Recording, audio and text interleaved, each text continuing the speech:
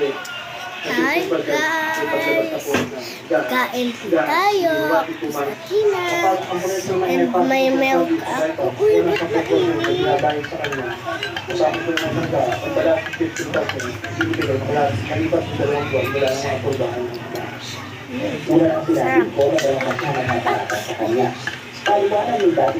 It's mine. And my ulam is halo. Oh, malinis kamay ko.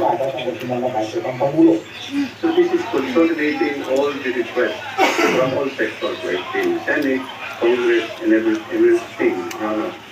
So this is where the list of projects are all incorporated into the NEP. Para sana hindi na nila gagalawin yung NEP. Bukod pa yan ang program fund o fondong nagkakasitan ng sobra, bakit kita o nakikita ang gobyerno. Pero pati itong dati na lampas na pangkilang ng mga kabata. Paliwanag ng BBM na ayaw nila masyado makapalaman ng budget ang lagay ng fondo sa program fund. As a matter of fact, yun ang concern namin as much as possible. Sana, hindi nagagalaw po yung ating nasa program. So what happened then is, nire-allocate po yung ibang programa sa ibang projects o programs, and then yung nilipat po sa program appropriations. Kaya po lumaki yung program appropriations. Samantala, pinangayunan ng palasyo at inaso ang pangalaga ng mga sektor na magtuloy nila ng nakuhinto sa gobyerno ang mga gustong pumasok sa reduction program kahit hindi ito ay hindi pinagkata. Hindi ko ba nararapat din na isoli nila ito upang makita Walang kakalat-kalat. instead na hintayin pa na ang gobyerno ang magtampa ng kaso sa kanila.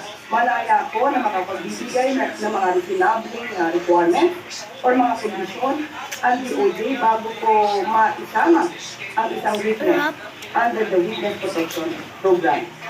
You're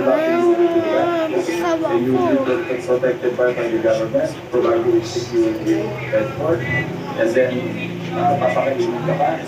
Ano napakanda? Halos yan ang punto kahapon ng Secretary Boying Reynola ang nakasabito niya si Senador Bravante Marcoleta at ang magkapatid na tipo. Wala ang tayo pakialam sa batas. Sometimes you have to bend the law to be able to please the people. Mas mataas po ang taong bayan sa batas.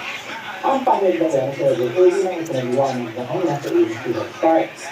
Bending the law is to execute the law with leniency or flexibility, provided it is for humanitarian reasons.